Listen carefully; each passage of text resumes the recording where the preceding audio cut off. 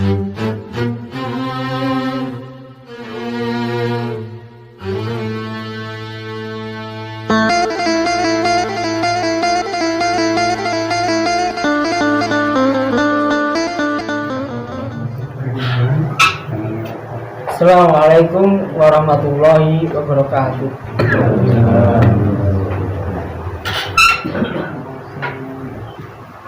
Alhamdulillahilladzi an'ama bi ni'mati iman wal islam. Asyhadu an la ilaha illallah wahdahu la syarikalah wa asyhadu anna Muhammadan abduhu wa rasuluh la nabiyya ba'dah. Allahumma sholli wa sallim wa barik ala Muhammad wa ala alihi wa ashabihi ajma'in. Amma ba'du fa ibadallah. Alhamdulillah, kesempatan di malam hari ini kita masih diberi kekuatan oleh Allah SWT untuk istiqomah dalam kegiatan semaan dan dilanjutkan dengan bacaan hadis Sahih ini. Mari kita mensyukurinya dengan cara menggunakan waktu sebaik-baiknya untuk mencari ridha Allah SWT lewat majelis ini, dan juga kita perkuat din kita dengan amal-amal yang akan kita dasari dengan dalil-dalil dan hadis yang kita bahas pada pertemuan ini. Yang pertama, kita lanjutkan di hadis yang ke-282 di kitab Hadis Shalihin ini.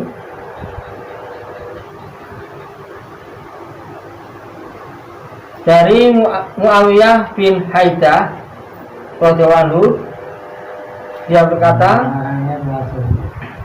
qultu, aku berkata, ya Rasulullah, wahai Rasulullah, ma haqqu, apakah hak zaujati, istri, ahadina, salah seorang di antara kami, alaihi, atasnya? Qala, beliau bersabda, antuta imaha, an, bahasanya tuta imaha, engkau memberinya makan, ida, apabila ta'imta, engkau makan, watak suwaha, dan engkau memberi pakaian kepadanya, idat tasaita, ida, apabila iktasaita, engkau berpakaian, wala, dan janganlah takrib, engkau memukul al-wajah, wajah, wala, dan janganlah tuqabbih, engkau menjelek-jelekkan, wala, dan janganlah tahjur, engkau memisahi, ila, kecuali fil baiti, di dalam rumah. Hadis hasanun, hadis hasan, rawahu Abu Dawud, diriwayatkan oleh Imam Abu Dawud. Waqala, dan berkata, ya, makna jangan menjelek-jelekan adalah jangan mengatakan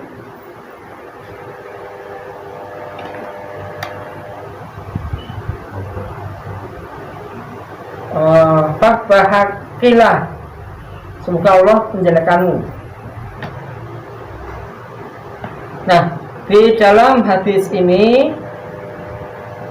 ada seorang sahabat yang namanya Muawiyah bin Haidah. Muawiyah bin Haidah ini bertanya kepada Rasulullah SAW tentang apa hak-hak bagi seorang istri. Nah, istri itu haknya apa saja?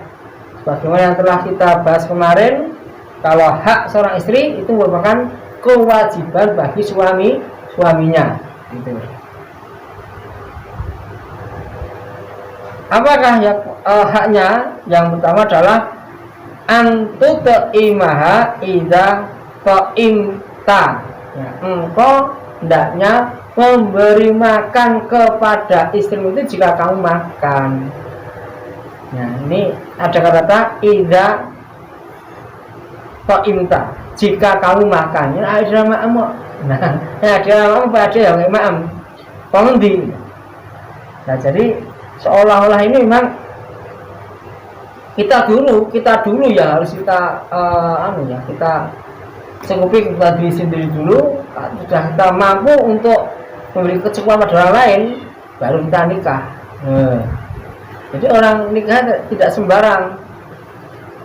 Wah, gergaji wani wani nikah awis cukup umur, awis balik wis dewasa.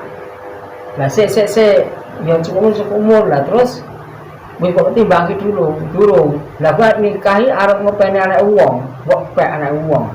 Lah aku kan mbok enek ra programmu sing arep mbok makmi nganggo apa gitu loh. Nah, selama ini aku ngerti aku kerja kok kerja urung apa garep jagane wong tua menjaga wong tua kok tidak mungkin itu. Nah di sini ya itu tersirat di situ itu memang sebelum kita ini mampu untuk memberi nafkah diri sendiri ya tidak perlu bernafkah yang lainnya dulu gitu loh. Artinya apa?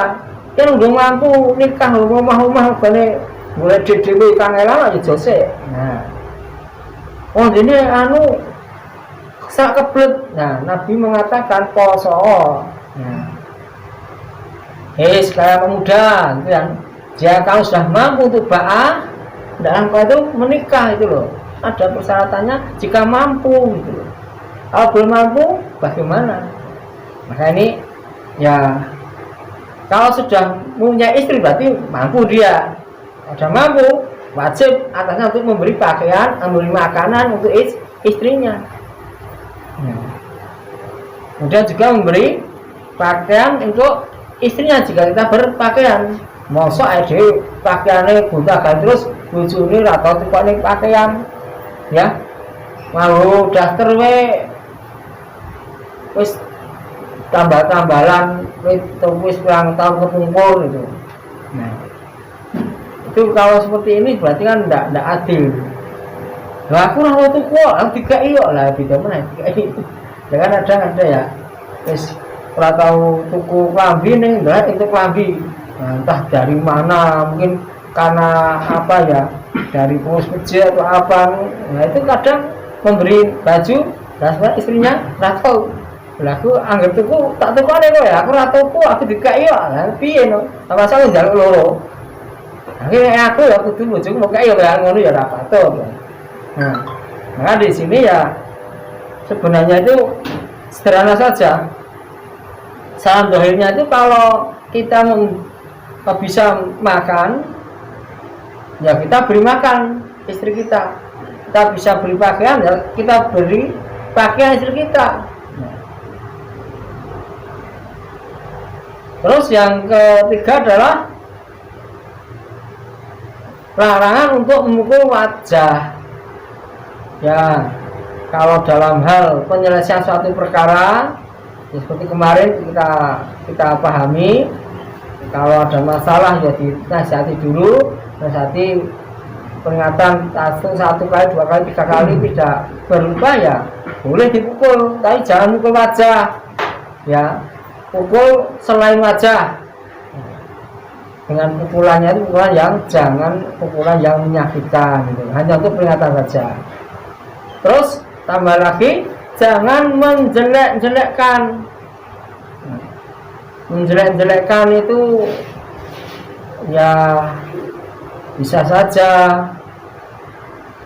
dengan kata-kata semoga Allah menjelekkanmu gitu. Semoga Allah menjelekkanmu berarti doa jelek gitu, melaknat namanya gitu. Tidak boleh, apalagi menjelek-jelekkan dari segi fisiknya ya. Entah itu bentuk tubuhnya atau kebiasaan jeleknya. Ya kalau jeleknya itu diungkapkan supaya jadi baik, ya itu didandani tidak apa-apa. Tapi kalau dijelekkan di depan orang lain tidak ada perlunya, itu berarti aib. Ya. Ngumbar aib istri berarti aibnya sendiri. Nah itu keluarga kok. Gitu. Maka ya dalam masalah menjelek-jelek itu haram hukumnya. Terus yang selanjutnya dilarang berpisah atau meninggalkan istrinya kecuali di rumahnya. Jadi wala tahjur itu artinya tidak meninggalkan. Ini kalau diterjemahkan dengan pisah ranjang, sebenarnya itu secara bahasa yang meninggalkan. Jangan meninggalkan istri. Saya dalam rumah. Nah, ngejak bojone lunga ado-ado tinggal yang dalan. Lah ndak boleh tinggal yang dalan kalau apa. Padahal seorang wanita itu kan pergi ke tempat yang jauh dalam batasan safar kok tidak pakai mahram, haram hukumnya, gitu loh.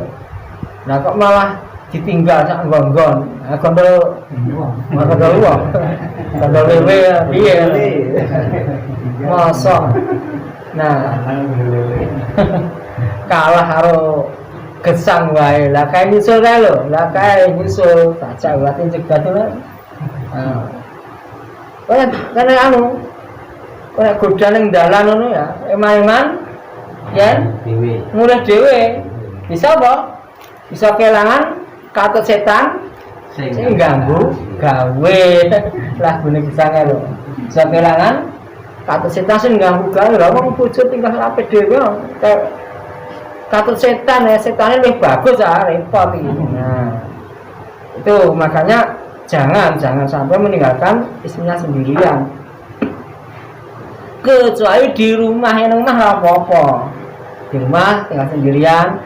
Ya istri, ini saya mau tugas keluar kota selama 1 minggu, 1 pekan, itu tidak apa-apa. Yang wani wedi jen ya wis yo tak rene. Bapakmu mbok musik ngono yo. Di tempatnya mertua, Bu, Pak, ini yang sewu lajeng tugas keluar kota, lagi dangu. Ini kalau tilar, ini mawon, dan beliau mboten rencangi. Nah, tidak apa-apa, jangan sampai ya ditinggalkan sendirian itu di luar rumah, di tempat jauh gitu. Nah, ini kalau di rumah pun kalau bisa mengandung bahaya ya lebih baik di cari tempat yang aman.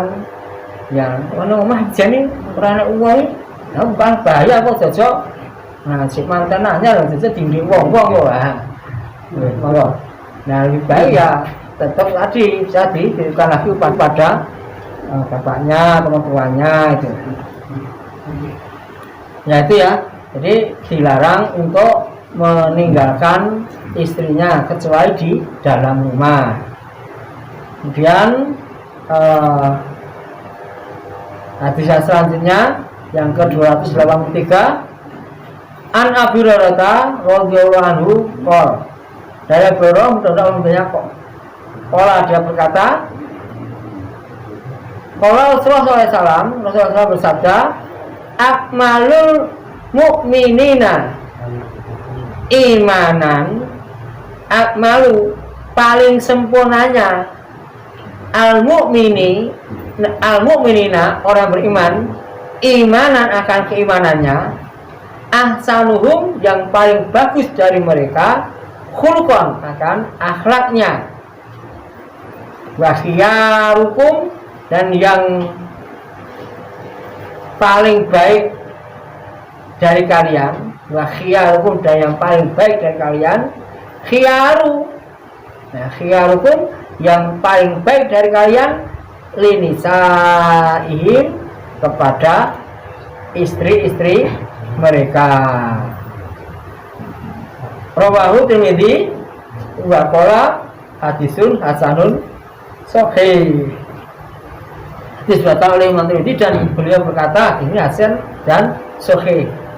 Nah, di sini derajatnya bagus ya, hasan sahih, di mana Nabi SAW itu menyatakan tentang sifatnya orang mukmin yang paling sempurna imannya. Jadi orang mukmin yang paling sempurna imannya itu orang yang paling baik akhlaknya.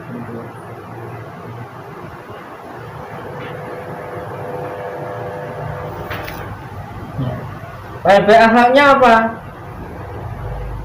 Ya. Akhlak dalam berumah tangga, dalam bergaul, dalam pergaulan rumah tangga ini. Orang yang akhlaknya bagus itu yang paling sempurna imannya. Meskipun orang itu ibadahnya itu kuat, tetapi akhlaknya itu kurang baik, ya tentunya ya tidak jadi sempurna imannya. Apalagi tugas Nabi itu terang-terangan belum menyatakan, ya apa tugasnya? Masih ingat hadisnya? Ya. Innama bu'istu liutama makarimal akhlak. Innama saudara bu'istu, aku ini diutus liutamima untuk menyempurnakan makarimal akhlak, akhlak yang mulia gitu loh. Karena dulu akhlak sebelum Nabi diutus di tanah Arab itu akhlaknya orang-orang itu sudah ngeri, luar biasa itu. Menganggap manusia itu berkasta-kasta, bedakan antara wanita dan laki-laki dengan beda sangat jauh. Ya, di zaman sekarang orang menggembar-gemborkan kesetaraan gender atau emansipasi wanita. Oh, Nabi sudah awal-awal dulu sudah merintisnya. Biasanya laki-laki dan perempuan itu julukannya di hadapan Allah itu sama, tidak dipisah-pisah, tidak dibedakan. Maka tatkala kita ini mempunyai akhlak yang mulia, ya itu harus akhlak yang dicontohkan oleh Rasulullah SAW. Karena kalau kita pengen punya akhlak mulia kok sing dicontoh dudu Nabi, sing dicontoh sapa, sing dicontoh nang TV, nang sinetron, nang bintang film atau apa dicontoh, ya. Malah hafal karakter-karakter mereka itu apa nih, tentang bagaimana Nabi dan sahabatnya tidak pernah hafal. Nah berarti kan adanya apa? Adanya kecenderungan untuk mencontoh pada yang tidak benar, ya. Uswatun hasanah itu pada Nabi Muhammad SAW, jangan pada yang lainnya. Nah kemudian untuk akhlak yang paling baik, nah, itu orang yang paling baik itu orang yang paling baik terhadap istrinya. Dalam artian apa? Pada istrinya ini artinya memberikan kebaikan, selalu memberikan kebaikan pada istrinya. Iki sing kurang apa istri diperbaiki. Oh itu kurang ini diperbaiki. Ini memberikan kebaikan untuk istrinya. Kebaikan akhlak istri dijaga, kemudian juga memberikan kebaikan dari yang lainnya. Ini yang pakaian ini kok rapi, becik loh. Seorang wanita ya tak kok ini sudah rapi meneh. Itu masuk itu ya, berbagi atau memberikan kebaikan untuk istrinya. Tidak mengganggu, ya. Jangan mengganggu istri. Mengganggu maksudnya apa? Ya mengganggu itu ya ngurusui lah, cara Jawane ngurusui, tidak membuat repotnya istri. Nabi itu loh tidak pernah sampai seperti itu, ya bahkan beliau itu pernah menjahit baju sendiri gitu loh, karena tidak ingin mengganggu istrinya. Tatkala beliau sedang sholat, ya, terus karena kamar biliknya itu sempit, ya, Aisyah tidur di situ. Ya, kakek Aisyah menghalangi sholat atau gimana itu ya tetap Nabi tidak mau memindahkannya, ya biar ya, kasihan udah tidur kok diganggu, ini biarin tidur. Nah jadi memang supaya tidak mengganggu istrinya itu berhati-hati sekali. Juga jangan sampai ya, bermuka masam terhadap istrinya. Bujune encep-encepan, pelok-pelokan. Bujune ngomong piye? Akure kapan? Akure mengidok. Harus awan wis mulai pelok-pelokan, encep-encepan, kabuk-kabukan. Nah, jangan. Istri apa sparring tinju. Ya, istri ya mestinya bagaimana ya difungsikan sebagai istri, kita bermuka manis pada istrinya. Jangan sampai menyusahkannya, jangan sampai menjadikan istri tidak betah di rumah, itu loh. Ya mestinya semuanya bisa membuat bagaimana baiti jannati, rumahku adalah surgaku, gitu. Ya kalau istri suami sudah mendahului yang baik-baik dulu, insya Allah itu sudah akan baik. Ya pengen bojone apik kene ora apik ya piye. Apa bojoku apik anu ngandani terus ini dhek dhewe akhlake ora bener. Padha karo gajah diblangkoni Pak nggih. Apa? Sang-sang iso nglakoni ngono lho. Ngocah wah, ini barang bojone dhewe atau diurus atau dikandani atau dibeciki lah itu kon tadi gajah diblangkoni iso kocar iso nglakoni. Nah, maka dari itu ya kita harus bersikap yang bagus terhadap istri kita. Nah, kira ini yang saya sampaikan ini 2 hadis ya.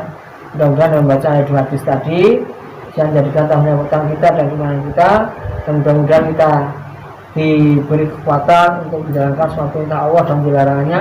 Ya akhirnya pada pun bisa kita nanti dalam keadaan husnul khatimah. Amin. Aku pun ada. Wassalamualaikum warahmatullahi wabarakatuh.